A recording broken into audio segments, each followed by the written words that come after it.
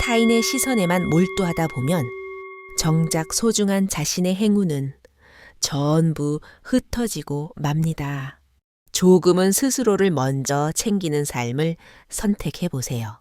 인간은 누구나 타인과의 연결 속에서 존재합니다.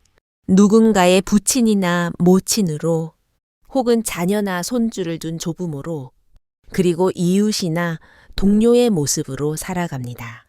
그러한 과정에서 우리는 무의식적으로 주변의 눈치를 살피고 타인이 바라는 모습에 자신을 맞추게 됩니다.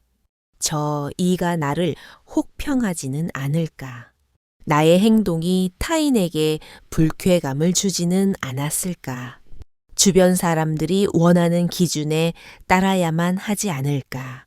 이런 근심으로 하루를 채우다 보면 결국 본인의 영혼은 고갈되고 맙니다.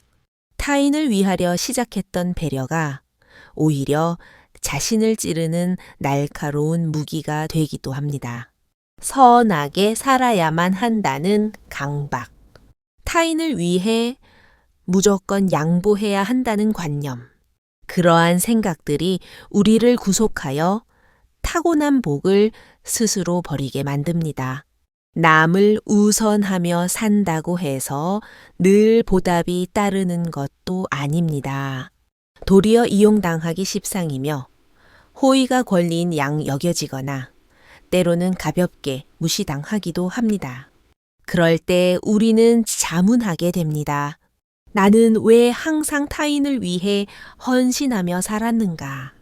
나의 일생은 어째서 이토록 고단하기만 한가? 나에게 올 복들은 다 어디로 증발한 것인가? 성인의 지혜로운 말씀은 우리 가슴 속에 깊은 울림과 깨달음을 선사합니다. 남을 아끼는 마음도 귀하지만 본인의 내면을 먼저 보호해야 한다는 사실입니다. 스스로가 평곤을 찾지 못했는데 어떻게 타인을 진심으로 구제하겠습니까? 정신이 메마른 상태에서 행하는 선업은 자신을 해치고 복의 기운을 흩뜨릴 뿐입니다. 겉보기엔 자비로운 행동 같으나 내면에는 번뇌가 쌓이고 억울함과 원망의 씨앗이 자라납니다. 결국 스스로의 복은 소멸하고 마음은 초라한 껍데기만 남게 됩니다. 이제는 삶의 태도를 전환해야 합니다. 타인의 관점과 기대에 맞추느라 소중한 시간을 허비하지 말아야 합니다. 때로는 이기적인 사람이라는 소리를 들어도 무방합니다. 그것은 비열한 욕심이 아니라 자신의 복을 수호하고 영혼을 살리기 위한 방편입니다. 오늘 우리는 깊이 고민해 보고자 합니다. 왜 타인만 배려하다 보면 자신의 복이 소멸하는지, 그리고 왜 가끔은 스스로를 최우선으로 두어야 하는지를 말입니다.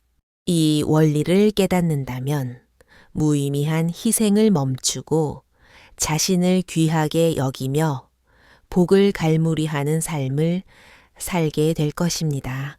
지금부터 그 지혜의 문을 열어보겠습니다. 첫 번째, 타인을 과도하게 의식하는 삶이 주는 고통에 대하여 우리는 평생 주변의 기대라는 틀 안에서 움직여 왔습니다. 어린 시절에는 부모님의 소망을 따라 살았고, 가정을 꾸린 뒤에는 자녀의 부모로서 자신을 지워가며 헌신했습니다. 사회 구성원으로서도 동료나 이웃의 시선에 어긋나지 않는 모습으로 살기 위해 애썼습니다. 그러다 보니 진정 내가 원하는 것이 무엇인지 묻기보다 타인이 바라는 모습으로 살아가려 합니다. 저 사람이 나를 싫어하면 어쩌지? 내가 민폐를 끼치는 존재는 아닐까? 남들에게 박수를 받아야만 가치 있는 인생이 아닐까? 이런 강박이 축적되면 정작 자신이 꿈꾸던 삶은 희미해집니다. 본연의 모습은 사라지고 타인의 기대와 눈치만 남은 빈 껍데기가 됩니다. 겉으로는 원만하고 착한 사람처럼 보일지 몰라도 속으로는 이미 타버린 재와 같은 삶입니다. 매 순간 긴장하며 스스로의 욕구를 억누른 채 살아가야 하기 때문입니다. 그렇게 세월을 보내다 보면 불현듯 이런 의문이 생깁니다. 나는 대체 누구를 위해 이토록 애쓰는가? 정작 본인은 괴로운데 왜 남들만 즐거워 보이는가? 타인을 지나치게 신경 쓰는 삶은 내면의 복을 갉아먹는 행위입니다. 사소한 즐거움도 온전히 누리지 못하고 휴식이 절실할 때조차 쉬지 못하며 타인의 말 한마디에 심하게 요동치며 평화를 잃어버립니다. 성인께서는 이처럼 가르침을 남기셨습니다. 타인의 눈에 매몰된 자는 본인의 길을 잃게 된다고 말입니다. 자기 삶의 주권을 잡지 못한 채 타인의 기대에만 영합한다면 아무리 많은 공덕을 쌓아도 그것은 결국 고통의 씨앗일 뿐입니다. 누구나 타인에게 인정받고 싶은 욕구가 있습니다. 그러나 그 갈망이 도를 넘으면 본인의 존재의 가치는 타인의 손에 넘어가고 맙니다. 남이 칭찬해야만 행복하고 남이 비난하면 즉시 무너지는 위태로운 상태가 됩니다. 이것은 복을 저축하는 삶이 아니라 밑 빠진 독에 복을 붓는 것과 같습니다. 내가 아무리 헌신해도 타인이 몰라주면 서글프고 박수가 없으면 허무함만 밀려옵니다. 이렇듯 타인의 시선에 예속되는 순간 영혼의 자유는 사라지고 복도 깃들 자리가 없습니다. 그러므로 우리는 확실히 인지해야 합니다. 타인의 생각 속에 갇혀 사는 것은 선한 삶이 아니라 고통을 자초하는 삶이라는 사실을 말입니다. 진정한 선행이란 타인을 위한다는 핑계로 본인의 마음을 학대하는 것이 아닙니다.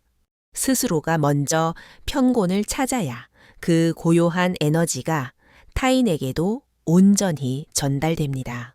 남을 지나치게 의식할 때 밀려오는 괴로움을 직시해 보십시오.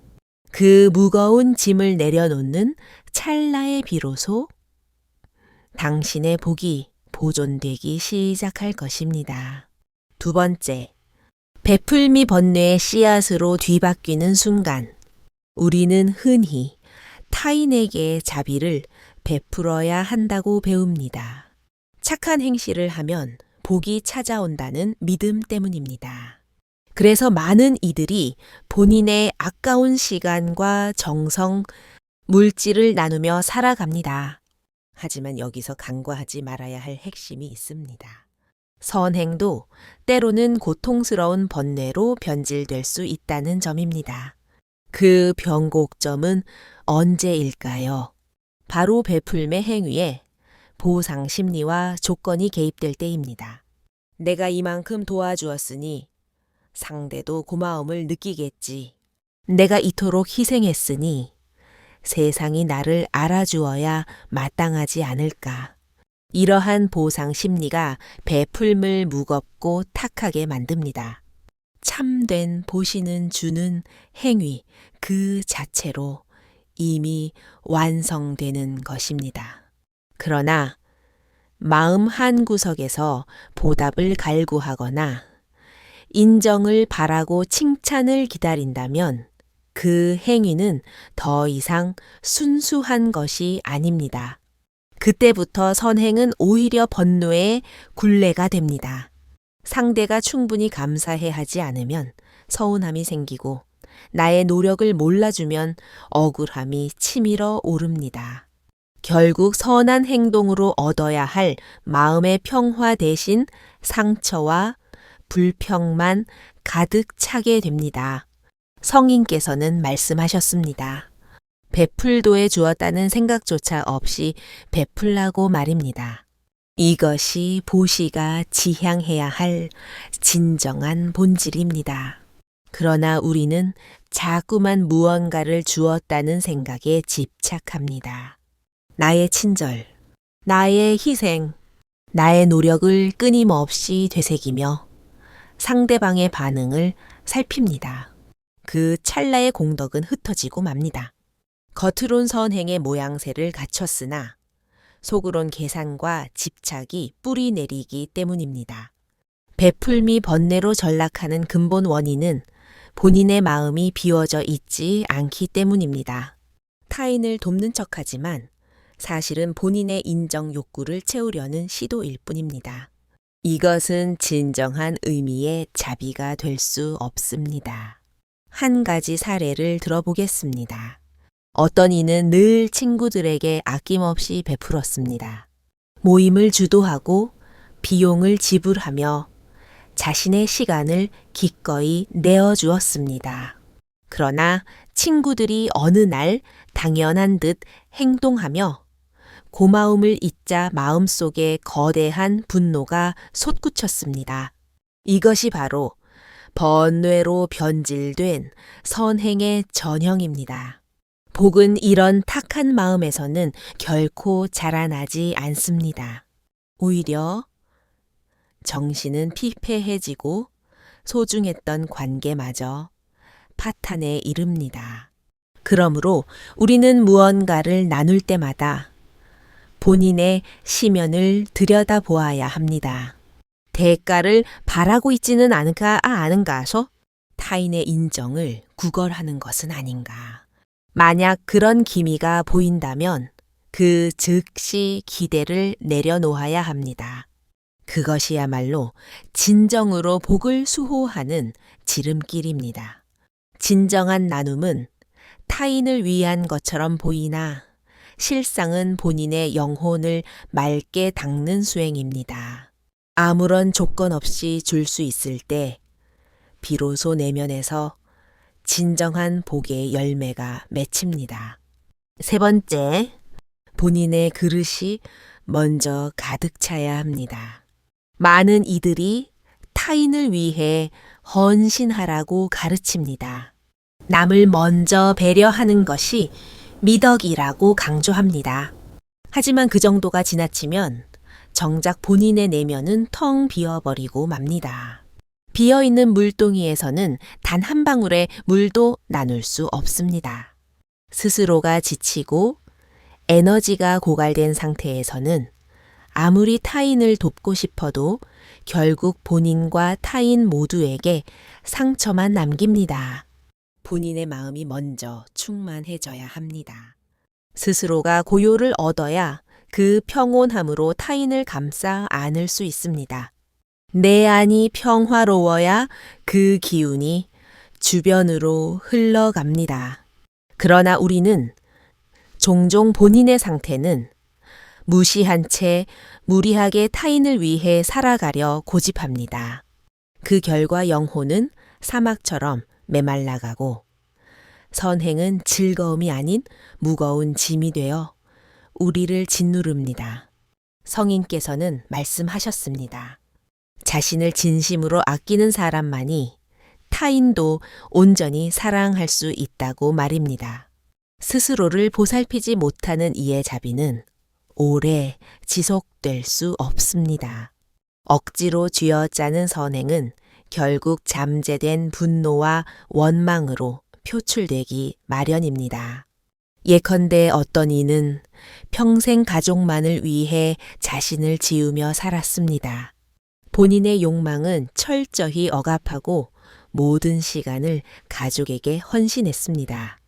그러나 세월이 흐른 뒤 마음속에 쌓인 억울함이 폭발하여 결국 가족들에게 큰 상처를 주고 말았습니다. 그의 헌신은 진심이었을지라도 본인의 내면을 돌보지 않았기에 끝내 복된 결과로 이어지지 못한 것입니다. 스스로가 먼저 평화로워야 합니다. 내면의 분노와 집착을 걷어내고 자신을 따뜻하게 보듬으며 살아야 합니다.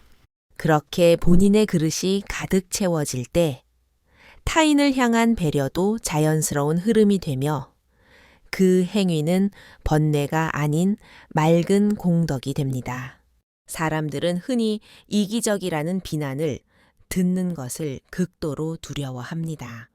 하지만 본인의 마음을 우선적으로 지키는 것은 이기심이 아니라 깊은 지혜의 소산입니다.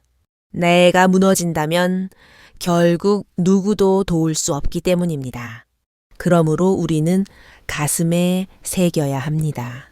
본인의 마음을 먼저 채워야 한다는 사실을 말입니다. 그 마음이 복을 담는 그릇이 되고 그릇이 넘쳐 흐를 때 비로소 타인을 적시는 자비의 물줄기가 시작됩니다. 자신을 돌보는 행위는 타인을 외면하는 것이 아니라 더 깊고 넓은 자비를 실천하기 위한 준비 과정입니다.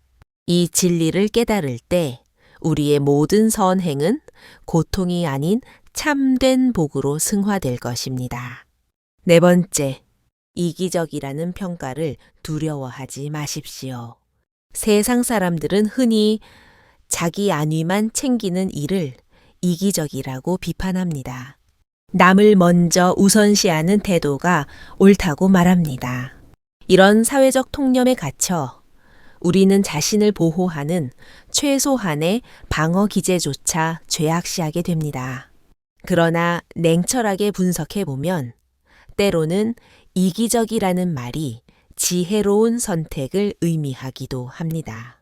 본인의 내면이 파괴되고 있는데 억지로 타인을 돕는 것은 결코 진정한 자비가 아닙니다. 나조차 구원하지 못하면서 타인을 보살피려 덤비면 결국 모두가 불행의 구렁텅이에 빠지게 됩니다. 그러므로 가끔은 이기적이라는 소리를 들어도 괜찮습니다. 그것은 나를 지키고 소중한 복을 보존하기 위한 용기 있는 선택이기 때문입니다. 이기적이라는 꼬리표는 대개 타인의 편의를 기준으로 내려지는 주관적인 판단일 뿐입니다. 스스로를 귀하게 여기고 보살피는 행위는 결코 비난받을 일이 아닙니다. 오히려 그것이 지속 가능한 선행을 가능케 하는 유일한 길입니다. 성인께서는 자기를 등불로 삼으라고 가르치셨습니다. 이는 본인의 마음을 굳건히 지키고 스스로의 삶을 먼저 바로 세우라는 준엄한 명령입니다. 만약 누군가가 당신에게 무리한 희생을 강요한다면 당당하게 거절할 줄 알아야 합니다. 그 거절은 매정함이 아니라 본인의 영혼을 수호하는 지혜의 발현입니다. 예를 들어 보겠습니다. 어떤 이는 주변 사람들의 부탁을 거절하지 못해 늘 끌려다니는 삶을 살았습니다. 시간을 뺏기고 에너지를 소진하며 만신창이가 되었습니다. 그러나 결과적으로 누구도 그를 진심으로 예우하지 않았습니다. 그의 희생을 당연한 권리처럼 여겼기 때문입니다. 반대로 용기를 내어 자신의 경계를 설정하고 본인의 시간을 소중히 여기기 시작하자 사람들은 처음엔 그를 이기적이라 손가락질했습니다. 하지만 시간이 흐르자 그의 당당한 태도에 오히려 존경을 보내기 시작했습니다. 이렇듯 가끔은 이기적이라는 비난을 감내할 용기가 필요합니다. 타인의 평가에 흔들리지 않고 본인의 복을 갈무리하는 삶은 결국 더 큰 평곤과 지혜를 선사합니다. 진정한 악덕으로서의 이기심은 타인을 해치며 사욕을 채우는 것입니다. 그러나 여기서 강조하는 이기적임은 타인을 무시하라는 뜻이 아닙니다. 본인의 마음 상태를 먼저 점검하고 복의 근원을 수호하라는 가르침입니다. 그러므로 이기적이라는 말을 공포스럽게 여기지 마십시오. 그 비난 뒤에는 당신이 스스로를 지켜내고 있다는 명확한 증거가 숨어 있습니다. 그 길이 바로 복을 잃지 않고 온전히 보존하는 최선의 방책입니다. 5번째, 내 복을 수호하는 삶의 통찰. 우리는 대개 복을 쌓는 행위에만 몰두합니다. 선을 행하고 타인을 돕고 고통을 감내하는 것만이 복을 부르는 유일한 길이라 믿어왔습니다. 그러나 복을 짓는 것 못지않게 중요한 것은 이미 얻은 복을 잘 지켜내는 것입니다. 아무리 우수한 씨앗을 심어도 정성을 다해 가꾸지 않으면 잡초에 눌려 결실을 보지 못합니다. 선행 또한 마찬가지입니다. 좋은 일을 실천하고도 본인의 마음을 다스리지 못하면 그 공덕은 순식간에 증발해 버립니다. 복을 지키는 지혜란 과연 무엇이겠습니까? 첫째는 무의미한 희생의 굴레에서 벗어나는 것입니다. 타인이 원한다는 이유만으로 혹은 주변의 눈치 때문에 본인을 깎아내리며 억지로 베푸는 것은 결국 내면의 복을 파괴하는 행위입니다. 둘째는 스스로에게 자비의 손길을 내미는 것입니다. 고단할 때는 휴식을 취하고 지칠 때는 자신을 위로할 줄 알아야 합니다. 타인에게는 관대하면서 정작 본인에게는 엄격하고 가혹한 이들이 많습니다. 하지만 자신을 학대하는 삶은 결코 복이 머물 수 없는 척박한 땅입니다. 셋째는 마음의 경계선을 명확히 세우는 것입니다. 타인의 요구라고 해서 무조건 수용할 의무는 없습니다. 본인이 감당할 수 있는 범위 내에서만 나누고 한계를 넘어서는 일은 용기 있게 거절해야 합니다. 이것이 진정으로 지혜로운 처세입니다. 성인께서는 말씀하셨습니다. 자신을 해치면서 행하는 자비는 결코 참된 자비가 아니라고 말입니다. 본인의 복을 지키는 행위는 결코 타인을 외면하는 이기주의가 아닙니다. 도리어 내면이 견고하게 지켜져야 그 평화로운 기운이 타인에게도 긍정적인 영향을 미칩니다. 예컨대 어떤 이는 주변의 온갖 부탁을 거절하지 못하고 전부 떠맡았습니다. 결국 본인의 일상은 무너졌고 삶은 황폐해졌습니다. 겉으론 미소 지었으나 내면은 불만과 증오로 가득 찼습니다. 이것은 공덕이 아니라 자폭에 가까운 행위였습니다. 그러던 어느 날 그는 본인의 마음을 우선시하기 시작했습니다. 지금의 나는 휴식이 필요하다는 사실을 인정하고 스스로의 목소리에 귀를 기울였습니다. 그러자 삶의 질이 놀랍게 변했습니다.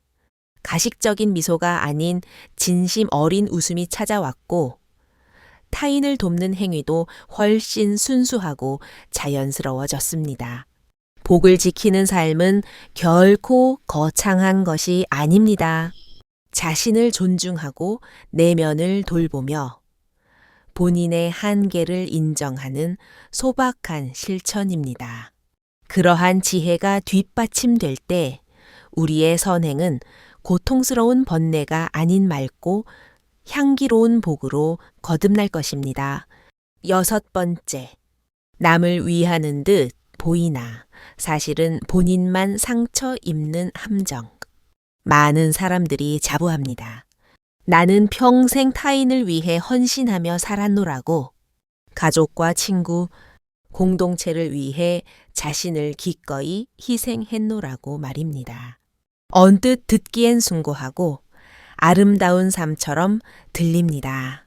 하지만 그 이면을 정밀하게 들여다보면 그 희생이 반드시 복된 결과로 이어지는 것은 아닙니다. 오히려 본인의 영혼을 훼손하고 복의 기운을 소멸시키는 안타까운 경우가 허다합니다.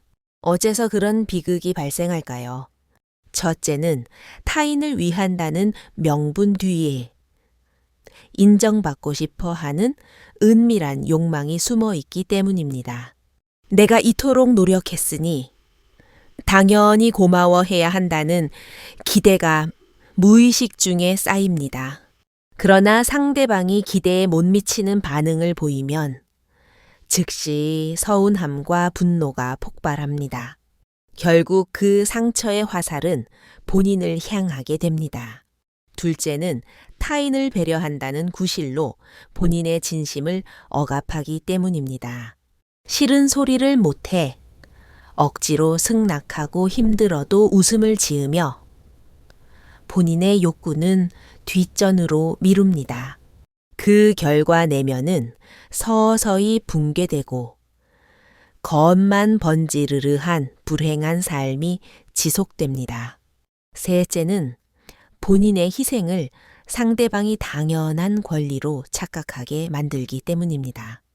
호의가 계속되면 권리인 줄 안다는 말처럼 나의 헌신은 고마움이 아닌 더 큰 요구로 돌아오기 마련입니다.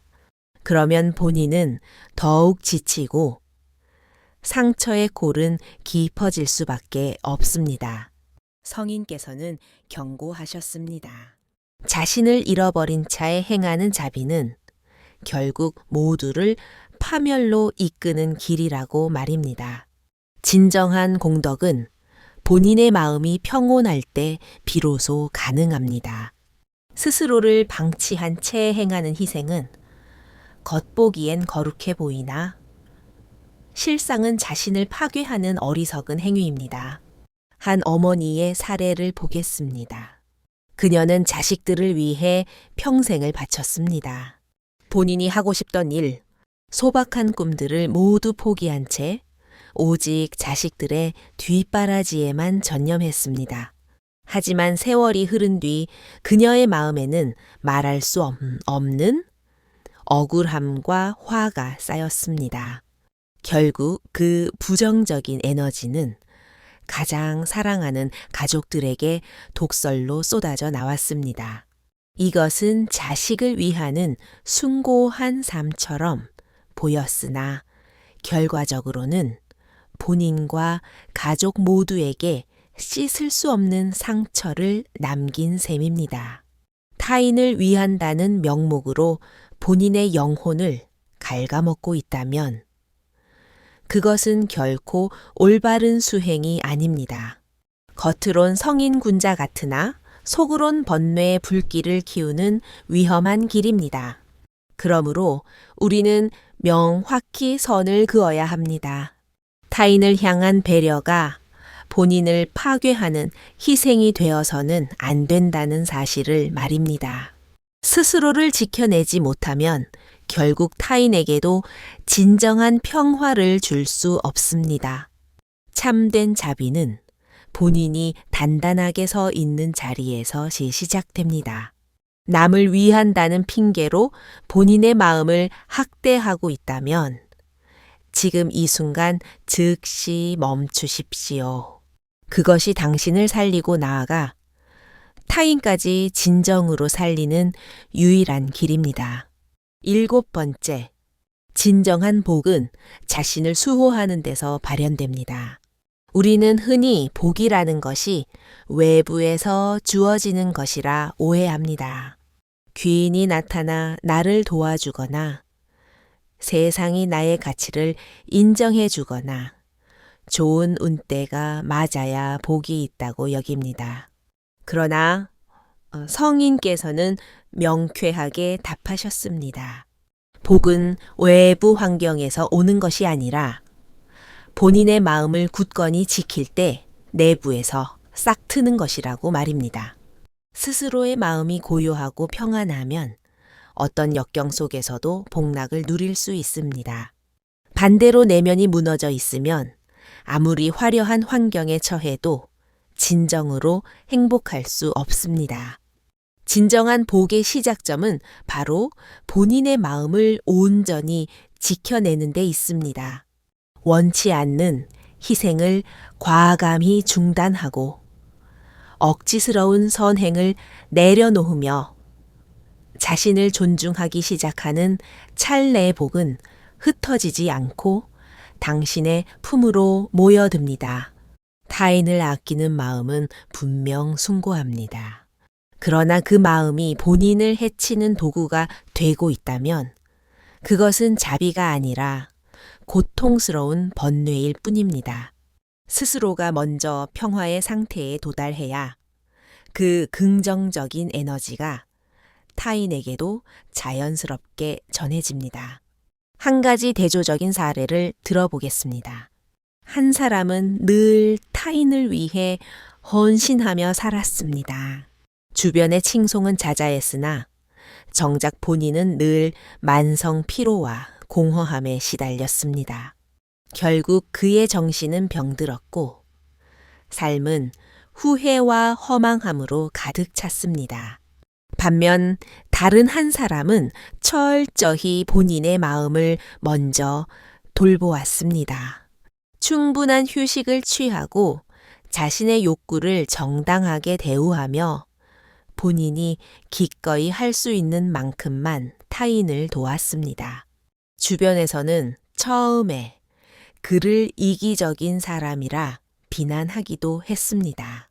하지만 시간이 흐르자 모두가 깨닫게 되었습니다.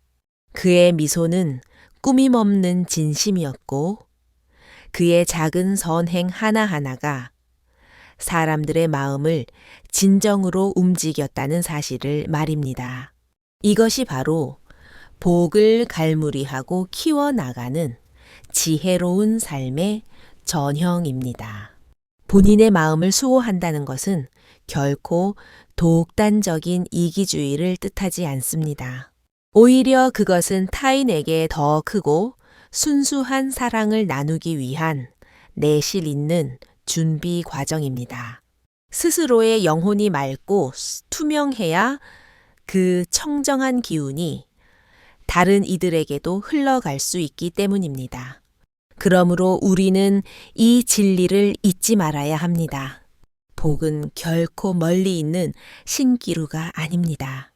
본인의 마음을 소중히 여기고 지켜내는 바로 그 순간 이미 복의 씨앗은 당신 안에서 찬란하게 피어나고 있습니다. 때로는 주변에서 이기적이라는 소리를 들어도 전혀 개의치 마십시오. 타인의 시선이라는 감옥에서 벗어나 본인의 복을 먼저 수호하십시오.